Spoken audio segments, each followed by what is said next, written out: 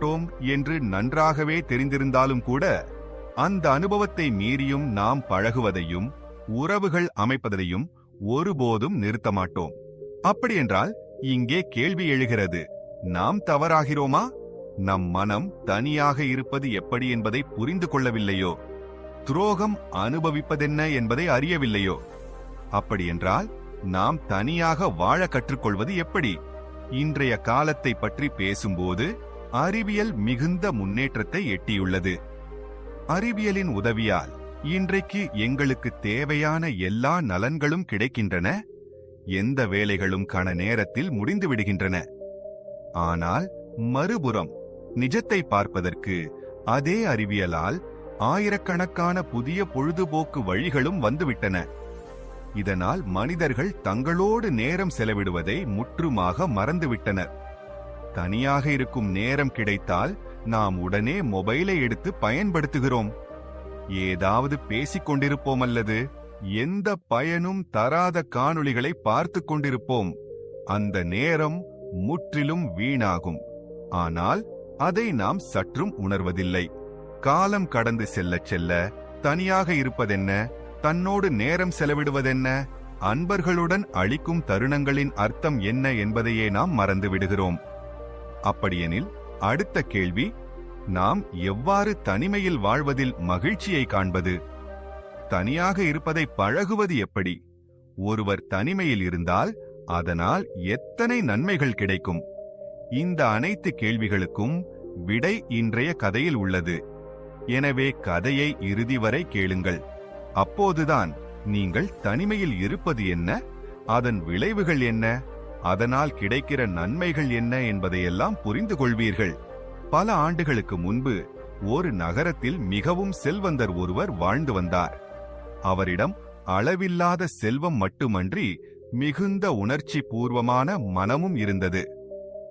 7 தலைமுறைகள் முன்னரும் அந்த செல்வத்தை செலவழித்தாலும் அது குறையாத அளவுக்கு அவரிடம் செல்வம் குவிந்திருந்தது. அவரிடம் எல்லா சுகவசதிகளும் இருந்தன. இருந்தாலும் அவர் மிகுந்த கருணையாளர், அன்புடையவர். யாரையும் இழிவாக கருதுவதில்லை.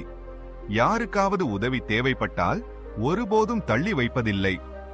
ஒருவர் உதவி கேட்டவுடன் அவரால் இயன்ற உதவியை நிச்சயமாகச் செய்வார். இந்த செய்தி படிப்படியாக முழு ஊரில் பரவியது. பின்னர் மக்கள் அந்த செல்வந்தரின் கருணையை தவறாக பயன்படுத்தத் தொடங்கினர். அவர்கள் போலியாக துயரமடைந்தவர்கள் போல் நடித்து அவர் கருணையால் பணம் பெற முயன்றனர். அந்த செல்வந்தர் மிகுந்த நல்ல உள்ளம் கொண்டவர் என்பதால் அவர்கள் சொல்வதனை நம்பி உதவி செய்து விடுவார். உதவியதால் அவரது மனம் எப்போதும் அமைதியாக இருந்தது. அவர் மகிழ்ச்சியுடன் வாழ்ந்தார். இப்படியாக சில நாட்கள் சென்றன. அந்த செல்வந்தருக்கு நெருங்கிய நண்பர் ஒருவர் இருந்தார். அவர் உண்மையை அறிந்திருந்தார். மக்கள் அவரது நண்பரை ஏமாற்றி சதி செய்து கிண்டல் செய்கிறார்கள் என்பதை. அவர் உடனே செல்வந்தரிடம் சென்று எல்லா உண்மையையும் வெளிப்படையாகச் சொன்னார். முதலில் அந்த செல்வந்தருக்கு நம்பிக்கையே வரவில்லை. பின்னர் அவர்தானே ஆராய்ந்து பார்த்தார். உண்மையில் மக்கள் அவரை ஏமாற்றிக் கொண்டே இருப்பது வெளிப்படையானது. இதைக் கண்டதும் அவரது மனம் மிகுந்த அதிர்ச்சியடைந்தது. உள்ளம் பெரிதும் புண்பட்டது. இப்பொழுது அந்த செல்வந்தருக்கு எண்ணற்ற நண்பர்கள் இருந்தனர். அவர்களில் சிலர் உண்மையானவர்கள், சிலர் போலியானவர்கள். ஆனால் யார் உண்மை நண்பர், யார் போலி என அடையாளம் காண்பது மிகவும் கடினமாகி கிடந்தது. அவன் எப்போதும் கூட்ட நெரிசலில் சூழப்பட்டவனாகவே இருந்தான். நிஜமானவர்களும் போலியானவர்களும் அவனை சுற்றியே இருந்தனர். ஆனால் இந்த ஏமாற்று விளையாட்டை உணர்ந்தவுடன் இனிமேல் தனிமையில் வாழ வேண்டும் என்று அவன் முடிவெடுத்தான். யாருடன் அதிக நட்பும் கொள்ள மாட்டான். யாருக்கும் தனது நேரத்தையும் அதிகம் அளிக்க மாட்டான். மெல்ல மெல்ல யாராவது உதவிக்காக அவனுடைய மாளிகைக்கு வந்தால் வாசலில் இருந்தவாறே திருப்பி அனுப்பிவிடுவார்கள். சே, உங்களை சந்திக்க விரும்பவில்லை என்று கூறி. இப்படியே நாட்கள் நகர்ந்தன. உதவி கேட்டு மாளிகைக்கு வந்தவர்கள் அனைவரும் வெறிச் செல்கின்றனர். காலப்போக்கில் அவனுக்கு தனது பழைய நண்பர்கள் மீண்டும் நினைவுக்கு வரத் தொடங்கினார்கள். அவர்களுடன் அமர்ந்து உரையாடியதும் கலாட்டா செய்ததும் பொழுதுபோக்கியதும் அவனுக்கு நினைவுக்கு வந்தது. அந்த நினைவுகள் அவனை வாட வைத்தன. ஆனால் உடனே இது மனதில் நிறைந்தது. அந்த நண்பர்களே அவனை எவ்வாறு பயன்படுத்திக் கொண்டார்கள், எவ்வாறு ஏமாற்றினர், போலியான நடிப்பால் எவ்வளவு செல்வத்தை பறித்தார்கள் என்று. இதை நினைத்தவுடன் அவன் தன் பழைய நண்பர்களை மீண்டும் சந்திக்கவே விரும்பவில்லை. யாருடைய கூட்டத்திலும் அவனுக்கு விருப்பமில்லை. அவன் இனிமேல் தனியாகவே இருக்க விரும்பினான். இதனால் அவன் சத்சங்கத்துக்கு செல்வதை கடைபிடிக்கத் தொடங்கினான். அங்கு போனால் மனம் சாந்தமடையும், நல்ல உணர்வு வரும் என்று எண்ணினான். சத்சங்கத்தில் அவனுக்கு பல அறிவுச் செய்திகள், வாழ்க்கையை மாற்றக்கூடிய போதனைகள், பிறரின் சிந்தனைகளை அறியும் வாய்ப்புகளும் கிடைத்தன. அங்கு சென்றவுடன் அவனுக்கு மனம் நிறைய மகிழ்ச்சி கிட்டியது. அவன் மீண்டும் ஒரு முறை அந்த ஆனந்தத்தை உணர்ந்தான். இதற்காக அவன் தினமும் சத்சங்கத்துக்கு சென்று போதனைகளை கேட்டு அவற்றை தனது வாழ்க்கையில் நடைமுறைக்கு கொண்டு வந்தான். அவன் சொல்லப்போனால் செல்வத்தில் மிகுந்தவன்தான். ஆனாலும் உள்ளத்தில் சின்னஞ்சிறு சந்தோஷத்தின் ஒளியும் இல்லை. சத்சங்கத்தில் அறிவு பேச்சுகள் நடந்தால் அவன் மிகுந்த கவனத்துடன் கேட்டான். அதிகமான அறிவு இருந்தும் அவன் அகம் காலியானது. உள்ளார்ந்த அறிவுடனும் அனுபவத்துடனும் அவன் பிரிந்திருந்தான். இதனால் அவனுடைய வாழ்க்கையில் ஆனந்தத்தின் ஒரு சின்னஞ்சிறு ஓட்டமும் இல்லை. அவன் செல்வதைப் போல சத்சங்கங்களில் தியானம் குறித்தும் எப்போதும் பேசப்பட்டு வந்தது. ஆனால் அந்த செல்வந்தருக்கு தியானம் பற்றி எதுவும் தெரியாது. அது என்னவென்று கூட அவனுக்கு தெரியாது. யாராவது ஒருவரது கையில் ஒரு பழம் வைத்தால் அதை சுவைத்தேதான் அதன் ருசி, அதன் தன்மை புரியும். அதுபோலவே அந்த செல்வந்தரின் நிலையும் இருந்தது. செல்வமும் அறிவும் கொண்டிருந்தாலும் அவன் இன்னும் தியானத்தின் அமுதத்தை சுவைக்கவில்லை. தனிமையில் வாழ்வது என்பதே என்ன, தனிமையின் அர்த்தமே என்ன, அவனுக்கு இதெல்லாம் தெரியாது. ஒரு நாள் அவன் சத்சங்கத்தில் இருந்தான். அப்பொழுது மிகுந்த ஞானமிக்க பௌத்த பிக்கு ஒருவர் வந்தார். அந்த பிக்கு பேரறிவாளி. அவரது புகழ் எங்கும் பரவியது. பல நாடுகளில் கூட அவரது ஞானம் பற்றி ஆராயப்பட்டு பேசி வரப்பட்டது. இன்று அந்த செல்வந்தருக்கும் ஒரு வாய்ப்பு வந்துவிட்டது. தன்னை இன்னும் வல்லவராய் நிரூபிக்கக்கூடிய வாய்ப்பு. அவனுக்குள் ஒரு எண்ணம் எழுந்தது. இன்று நானே அந்த பௌத்த பிக்குவிடம் வாதத்தில் வென்றுவிட்டால் என் புகழ் தொலை தூரம் வரை பரவிவிடும் என்று. சமூகத்தில் அவனது பெயர் பெரிதாகிவிடும், அவனது மதிப்பு உயரும், மக்கள் அவனை மிகுந்த ஞானி என்று நினைக்கத் தொடங்குவார்கள். இவை எல்லாம் நினைத்தவுடனே அந்த செல்வந்தருக்கு பேரானந்தம் ஏற்பட்டது. அப்போது அந்த பௌத்த பிக்கு மிகுந்த அமைதியுடன் அருகே வந்தார். தமது ஆசனத்தில் அமர்ந்தார். சத்சங்கத்தில் வாத விவாதம் தொடங்கியது. ஆனால் அந்த செல்வந்தர் முன்கூட்டியே முடிவு செய்திருந்தான். யாருடைய பதிலும் சரியாக இருக்க விடமாட்டான்.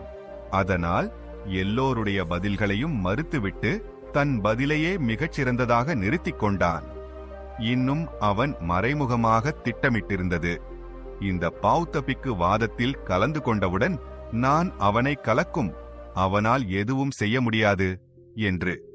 ஆனால் அந்த துறவி மிகுந்த அமைதியாகவே அனைத்தையும் பார்த்தார், கேட்டார், சிரித்தார். மெதுவாக சத்சங்கம் முடிந்தது. விவாதமும் நிறைவடைந்து விட்டது. இப்போது அந்த செல்வந்தரால் பொறுத்துக் கொள்ள முடியவில்லை. மனத்தில் தோன்றியது, இத்தனை கேள்வி பதில்கள் நடந்தும் ஏன் இவர்கள் ஒன்றும் சொல்லவில்லை? அவன் உடனே அந்த பிக்குவிடம் சென்று கூறினான், குருவே, உங்களை பற்றி நான் நிறைய கேட்டிருக்கிறேன். உங்களுடைய புகழை பற்றி பல செய்திகளை கேள்விப்பட்டிருக்கிறேன். ஆனால் இங்கு நீங்கள் ஒன்றும் பேசவில்லை. அமைதியாக அமர்ந்து பார்த்து கொண்டே இருந்தீர்கள். என் சொற்கள் உங்களுக்கு புரியவில்லையா? அல்லது என் கேள்விகளுக்கு பதில் அளிக்க முடியாமல் போய்விடுமோ என்று நீங்கள் பயந்தீர்களா? பிக்கு சிரித்தார். அமைதியாக அவனிடம் சொன்னார், வதுவே, உன் வாதங்களால் எனக்கெதுவும் பிரச்சனை இல்லை. நான் அங்கே என்னுடைய தனிமையின் ஆனந்தத்தை அனுபவித்துக் கொண்டிருந்தேன். தியானத்தின் சுவையில் மூழ்கியிருந்தேன். நீங்கள் பேசியதை கேட்டிருக்கவில்லை என்றல்ல. முழுமையான விழிப்புணர்வுடன் கேட்டேன். ஆனால் எனது மனம் எந்த எதிர்ப்பையும் உருவாக்கவில்லை. இதை கேட்டு அந்த செல்வந்தர் மீண்டும் கேட்டான், அப்பா, நீங்கள் என்ன சொல்ல விரும்புகிறீர்கள்? பிக்கு மீண்டும் சிரித்தபடியே சொன்னார், மகனே, ஒவ்வொருவரும் ஞானியாக ஆகவே விரும்புகிறான். தன்னை மிகப்பெரிய ஞானி என்று நினைக்கிறான். அதனால் அவன் எங்கும் சென்று அறிவை பெற்று சேர்க்க முயல்கிறான். யாரும் அவனை அறிவில் மீறி போகக்கூடாது என்ற எண்ணம் அவனுக்குள் இருக்கும். ஆனால் ஒருவன், நான் மிகச்சிறந்த ஞானி, எனக்கு யாராலும் மேல் வர முடியாது என்ற மாயையில் விழுந்துவிட்டால் அதுவே அவனது மிகப்பெரிய தவறு. ஏனெனில் உண்மையான அறிவு என்கிறது தன் அறிவை பறைசாற்றிக் கொள்வதில்லை, தன் ஞானத்தை களைந்து விடுவதுதான். தினமும் தன்னிடம் நினைவூட்டிக் கொள்ள வேண்டும், நான் அறியாதவன் என்று. அப்படி செய்தால்தான் உள்நிலை அகங்காரம், அந்த பெருமை முற்றிலுமாக உடைந்துவிடும். அகங்காரமில்லாமல் போனவுடன் தான் உணர்வு முன்னே வந்து நின்று விடுகிறது. உண்மை அனுபவத்தில்தான் உள்ளது.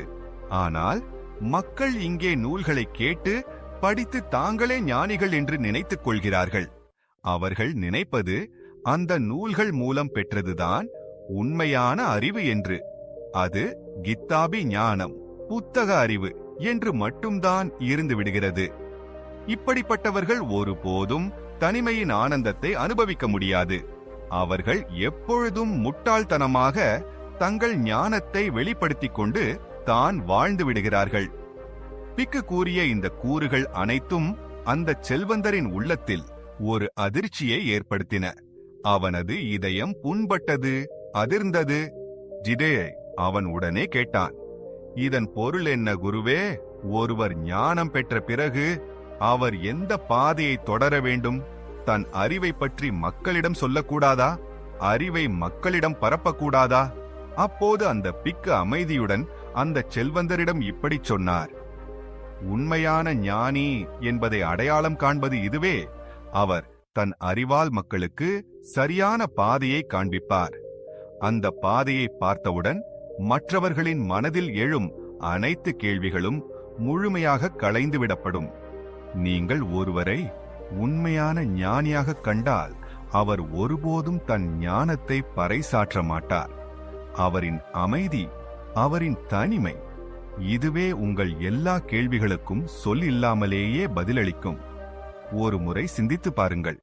நீங்கள் இவ்வளவு அறிவை பெற்றீர்கள், நிறைய ஞான கருத்துக்களை பகிர்ந்தீர்கள். ஆனால் இந்த அறிவால் என்ன பயன்? நீங்கள் உங்களோடு வாழவே தெரியவில்லையெனில், உங்கள் தனிமையில், உங்கள் அமைதியில் ஆனந்தம் காண தெரியவில்லையெனில், இத்தனை அறிவை சேர்த்ததிலே என்ன பயன்? சற்று ஆழ்ந்து யோசிக்கவும். நீங்கள் உண்மையில் உங்களை அறிந்தீர்களா? அந்த பௌத்த பிக்குவின் வாயிலிருந்து வந்த இவ்வெல்லாம் சொற்களை கேட்டதும் அந்த செல்வந்தர் அவருடைய பாதத்தில் விழுந்தான். குருவே, எனக்கு இப்போது என்ன செய்ய வேண்டும்? தனிமையின் பயனை எப்படி அனுபவிக்கலாம்? தனியாக வாழ்வதில் ஆனந்தத்தை எப்படி உணரலாம் என்று கேட்டான். அந்த கேள்விக்கு பிக்குவின் பதில், மகனே, உனக்கு தனிமையின் சுவையை அறிய 4 சூத்திரங்களை சொல்கிறேன். இவற்றை உன் வாழ்க்கையில் நடைமுறைப்படுத்தினால் நீ கண்டிப்பாக தனிமையின் ரசத்தை சுவைக்க முடியும். உன் தனிமையையும் உன் ஒராந்தியத்தையும் அனுபவிக்க கற்றுக்கொள்வாய். ஒருமுறை அதை உணர்ந்துவிட்டு போனால் உன் மனம் எப்போதும் மகிழ்ச்சியாக இருக்கும். உனக்கு வெளிப்புற விஷயங்கள், வேடிக்கை, மனம் மகிழ்க்கும் பொருட்கள் எந்த தேவையும் இருக்காது. வேறு யாரோடு நேரம் கழிக்க வேண்டிய தேவை கூட இருக்காது. அந்த ஆனந்தம் பரமானந்தமாகி உன்னுள் என்றும் நிலைத்திருக்கும். அது உன்னுள் வாழும், உன்னுடன் பயணிக்கும். பின் அந்த பிக்கு முதல் சூத்திரத்தை எடுத்துரைத்தார். உனக்குள் உன்னை அறிய விழிப்புணர்வை, உன்னை அறிதலின் ஆர்வத்தை வளர்த்துக்கொள். நீ முதலில் புரிந்து கொள்ள வேண்டியது உன்னை அறிதல் ஏன் அவசியம். நாம் எப்போதுமே ஒரு கேள்வி கேட்டிருக்கிறோம், தன்னை அறிதல் மிகவும் அவசியம். ஆனால் அதற்காக நாம் என்ன செய்ய வேண்டும்? அந்த கேள்வியே உன் பதில். நீ ஒரு முறை மனதில் உறுதியாக வைத்துக் கொண்டால், தன்னை அறிய வேண்டும், தன்னை உணர வேண்டும் என்று, அந்த கேள்வி உன்னை உன் பதிலின் பக்கம் இட்டுச் செல்லும். உன்னையே அறிந்து கொள்ள உனக்குள் ஊக்கத்தை உருவாக்கும். ஆனால் நீ தன்னை அறிதலால் என்ன பயன் என்றுதான் யோசித்தால் நீ ஒருபோதும் தன்னை அறிய முயலமாட்டாய். ஆகவே முதலில் இதை புரிந்து கொள்ள வேண்டும். தன்னை அறிதல் ஏன் அவசியம்? நாம் நம்மையே அறியாதவர்களே. எடுத்துக்காட்டாக, யாராவது உன்னிடம் குற்றம் சொன்னால் உனக்குள் கோபம் எழும். அந்த கோபத்தில் நாங்கள் விரும்பாத வார்த்தைகள் பேசிவிடுகிறோம். ஆனால் பிறகு அப்படி சொல்லிட்டதற்கு கவலை, பச்சாத்தாபம் ஏற்படும். இவ்வாறு சொல்லக்கூடாது, வேறு விதமாக நடந்து கொள்ள வேண்டியிருந்தது என்று நினைப்பாய். இங்கே புரிந்து கொள்ள வேண்டியது இதுதான். நீ செய்ய விரும்பியது வேறு, நடந்தது வேறு. நீ ஒருவருக்கு பகை சொல்ல விரும்பவில்லை, ஆனால் சொல்லிவிட்டாய். அதுவும் மட்டுமல்லாமல் ஒருவேளை கையடி கூட கொடுத்து விட்டாய். இதை நீ செய்ய விரும்பவில்லை, ஆனால் உன்னால் அது நடந்துவிட்டதே. அப்படியானால் யார் உன்னை கீழ்ப்படைய வைத்தான்? இதுபோலவே பல கேள்விகள் உன் உள்ளத்தில் எழத் தொடங்கும். அதுவே ஒரு ஆர்வத்தை உருவாக்கும். ஏன் தன்னை அறிதல் அவசியம் என்ற கேள்விக்கான தேடலை. நீ உன்னை அறிந்தவன் என்றால் நீ ஒருபோதும் தவறான விதத்தில் நடந்து கொள்ள மாட்டாய். யாராவது உன்னை பற்றி தீய சொற்களை சொன்னால் அவற்றை கேட்டு நேரடியாக பிரதியுத்தரமளிக்காமல் முதலில் உன்னை பார்ப்பாய், உன் உள்ளத்தை ஆராய்வாய், பரிசோதிப்பாய். அதன்பின் தான் எந்தவிதமான பதில் அளிக்க வேண்டும் என்று யோசிப்பாய். இதனால் பின்னாளில் உனக்கு எந்த வகையான பச்சாத்தாபமும் ஏற்படாது. உன் மனமும் அமைதியாகவே இருக்கும். அடுத்து அந்த பௌத்த பிக்கு அந்த செல்வந்தரிடம் 2ஆம் சூத்திரத்தை கூறினார். இன்று நம் வாழ்க்கையில் நம் மனம் பலவித சுக சௌகரியங்களாலும் பலவிதமான பொழுதுபோக்காலும் சூழப்பட்டு கிடக்கிறது. ஆனால் இது சரியா? நண்பர்களே, பார்த்திருக்கிறீர்கள், நீங்கள் உங்கள் மொபைல் பயன்படுத்துகிறீர்கள். சிறிது நேரத்திற்கு அதில் தவறில்லை. ஆனால் நீண்ட நேரம் தொடர்ந்து பயன்படுத்தினால், மொபைலில் பொழுது போக்கிக் கொண்டிருந்தாலும் ஒரு கட்டத்தில் நீங்களே ஆத்திரம் அடைவீர்கள், சலிக்கத் தொடங்குவீர்கள். மனம் எதற்கும் செல்லாது. எதை பார்த்து மகிழ்ச்சி அடைய வேண்டும் என்றோ அதுவே சில நேரத்தில் பிரச்சினை தரத் தொடங்குகிறது. நம்மை சங்கடப்படுத்துகிறது, கவலைப்படுத்துகிறது. அறிவியல் எங்களுக்கு நிறைய அளித்திருக்கிறது, ஆனால் அதே சமயம் எங்களுக்கு சில கருவிகளையும் தந்துவிட்டது. அவை காரணமாக நாம் ஒருபோதும் தனியாக இருப்பதை விரும்பவில்லை. எப்போதும் ஏதோ ஒரு பொழுதுபோக்கில் மூழ்கி கிடக்க வேண்டும் என்றுதான் நினைக்கிறோம். ஆனால் இதனால் நமது தனிமை பறிகொடுக்கப்பட்டு விட்டது. அதற்கு சிறந்த உதாரணம் உங்களது கைகளில் இருக்கும் கைபேசிதான். நினைத்துப் பாருங்கள், நீங்கள் வெளியே சென்றிருக்கிறீர்கள், ஆனால் உங்கள் மொபைல் வீட்டிலேயே தவறவிட்டீர்கள். உடனே பதற்றமடைந்து வீட்டிற்கு திரும்பி போய்விடுவீர்கள். ஏனெனில் அதிலின்றி இருக்க முடியாது. உங்களையே முழுமையற்றவன் என கருதுவர். இதனை புரிந்து கொள்வதற்காக ஒரு பயிற்சி சொல்கிறேன். ஒரு நாள் முழுவதற்காக உங்கள் மொபைலை அணைத்துவிட்டு அதை எட்ட முடியாத இடத்தில் வைத்து விடுங்கள். ஒரு செறிந்த பெட்டிக்குள் அடைத்து விடுங்கள். அந்த நாளை முழுவதும் மொபைல் இல்லாமல் கழியுங்கள். நம்புங்கள், அந்த ஒரு நாள் மிகவும் கடினமாக இருக்கும், மிகுந்த சுமையாக இருக்கும். ஏனெனில் சாதாரண நாளில் முழு நாளையும் எளிதில் கழிக்க உதவுவது மொபைல்தான். ஆனால் அது இல்லாமல் போனால் ஒரு நிமிடம் கூட கடினமாக இருக்கும். உண்மை என்னவெனில், நம்முடைய தனிமையின் பொறுப்பையே, ஆளுமையையே இத்தகைய கருவிகளுக்கு கொடுத்து விட்டோம். அதனால் நம்மால் ஒருபோதும் தனிமையின் ஆனந்தத்தை அனுபவிக்க முடியவில்லை. பின்பு பிக்கு 3ஆம் சூத்திரத்தை கூறினார். உனது உள்ளத்தை காலியாக வைத்துக்கொள். இன்று மக்கள் அன்றாட வாழ்க்கை சூழலில் மிகவும் பிஸியாக இருக்கிறார்கள். அவர்களுக்கே அவர்களுக்காக நேரம் கிடைப்பதே இல்லை. கிடைக்கும் சிறு நேரத்தையும் பொழுதுபோக்கில் வீணாக்குகிறார்கள். இதனால் மனிதர்களுக்கு தங்களையே அறிந்து கொள்வது கடினமாகிறது. சிறிதளவு சிரமம் வாழ்க்கையில் வந்தாலும் உடனே கவலை அடைவார்கள். ஏனெனில் அவர்கள் தங்களுக்குள் இருக்கும் ஆற்றலை அறியவில்லை. ஆனால் ஒருவர் தனிமையில் வாழ கற்றுக்கொண்டால், தன்னோடு நேரம் செலவிடத் தொடங்கினால், தனது உள்ளார்ந்த சக்தியையும் ஆற்றலையும் காணத் தொடங்குவார். அதை உணரத் தொடங்குவார். எந்த துயரத்தையும் சிரமத்தையும் பாராமல் எதிர்கொள்ளும் வலிமை அவருக்குள் வந்துவிடும். ஆகவே உன்னை காலியாக வைத்துக் கொள்ள கற்றுக்கொள். அது உன் எதிர்காலத்திற்கு தவிர்க்க முடியாத ஒன்று. பின்பிக்கு 4வது சூத்திரத்தை கூறினார். இந்த உலகிற்குள் வாழ்ந்தாலும் நீ தனிமையில் நிலைத்திருப்பதை கற்றுக்கொள்ள வேண்டும். இந்த உலகம், இந்த சமூகம், இவற்றோடு நாங்கள் அதிக பாசமோ அதிக வெறுப்போ காட்டுகிறோம். அதனால் நமது மனத்தின் அமைதி கலங்கிவிடுகிறது. தனிமை குழப்பமடைகிறது. நமக்கு நம்மீது கட்டுப்பாடு இருக்காது. ஏன் சூழ்நிலைகள் இப்படியாகின்றன என்று புரிந்து கொள்ள முடியாது. ஏனெனில் நம்மை நாமே அறியவில்லை. ஆனால் தன்னை அறிந்துவிட்டால், தனிமையில் நிலைத்தால் நீ உணர்வாய். உனக்கு நண்பனோ பகைவனோ யாரும் இல்லை. இந்த உலகிலுள்ள ஒவ்வொரு உயிரையும் ஒரே பார்வையிலே காண்பாய். தியானம் செய்யும் போது, தனிமையில் இருக்கும்போது நீ இந்த உலகில் இருந்தபடியே உலகத்திலிருந்து வேறுபட்ட ஒரு நிலையை அடைவாய். பொறுப்புகளை செய்து கொண்டே வாழ்ந்தாலும் உன் மனம் அந்த அமைதியின் நிலையை விட்டுவிடாது. ஆனால் அந்த நிலையை அடைய முதலில் உன்னை அறிந்து கொள்ள வேண்டும். பொழுதுபோக்கிலிருந்து விலகி உன் மனதை வேறு திசைக்கு திருப்ப வேண்டும். உன்னோடு நேரம் செலவிட வேண்டும். உன்னை அறிய வேண்டும். உன்னை உணர வேண்டும். அப்போதுதான் உன் மனத்தின் பொழுதுபோக்கு தியானமாகிவிடும். அதனால் ஒருபோதும் எந்த துயரமும் உன்னை காயப்படுத்தாது. யாராலும் உன்னை ஏமாற்ற முடியாது.